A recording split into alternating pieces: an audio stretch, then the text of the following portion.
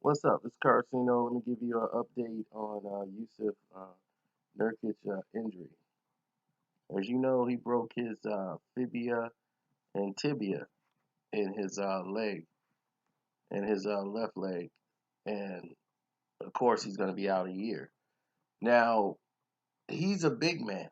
A lot of people are comparing this to the injury that happened with Gordon Hayward and Paul George. This is more similar to a Paul George situation than it is a Gordon Hayward. Gordon Hayward's injury was to the ankle and not that bone. So when they reset it, even though it's healed, it was going to take a lot of time because he has to push off on that leg, on that foot. Nurkic is a big guy. The tibia and the bone, that would eventually heal. So the fact that that bone really doesn't move that much as far as your foot bone, or you got to constantly move and flex that part of the body. They did the surgery. They had to insert a rod in there to make sure, but they want to make sure he has no complications as far as, after the surgery, as far as infections, and make sure everything is working right with the blood flow in that leg. By him being a big guy, that's a very serious concern. Um, Paul George is athletic, meaning that he's a type of person that's more explosive with his movements and everything else. He's a guard. A big man moving this kind of weight on his leg, he's like 275 playing weight. Him sitting around and walking around, putting that much pressure on that leg, being a big man running up and down the court, it could hinder his game tremendously. So, it's going to take him some time to trust the leg again, to get back in there, but I would not expect to see Norkic back within a year. I think he misses almost all of next year. You're looking at 6 months for the bone to really heal with the metal rod and everything in his leg to keep everything in place. But the rehab process, and it's going to be a nightmare. I'm quite sure he's going to get through it, but it's not to say he won't have be able to resume his career. It's really devastating, and I think he misses all of next year trying to rehab that leg.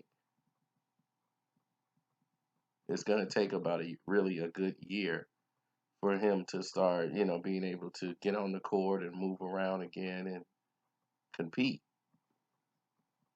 So I don't think he'll bounce back by next year. Maybe he can get back on the court and get some games in, but his overall health, I think, is more important than the game.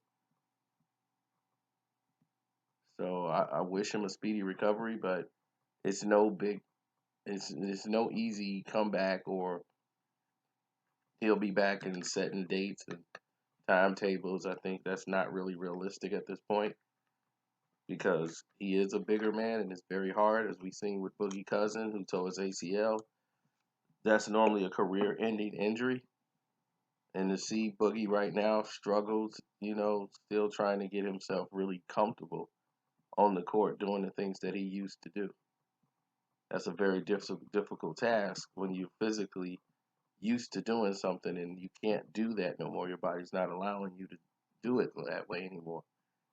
It's not like Boogie got old overnight. His body's not responding that way because as big as he is, Boogie was never supposed to be doing the stuff he was doing to be that big. He was moving like a power forward. Moving out there, big guy, and he's a really big dude.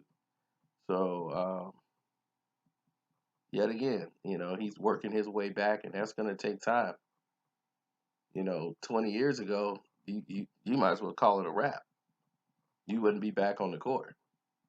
But with modern technology today, the way things are perceived today, as far as advancing in medicine, you've seen drastic improvements as far as how people are moving forward towards finding cures and things of that nature. So I'm not gonna hold you all day. Just wanted to give you guys a quick update.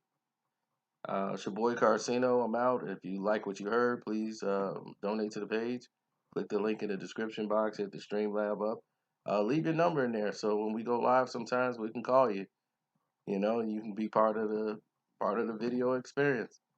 Or you can hit me up on Cash App if that's easier for you. The name's Carcino on there. And that's it. I'm out.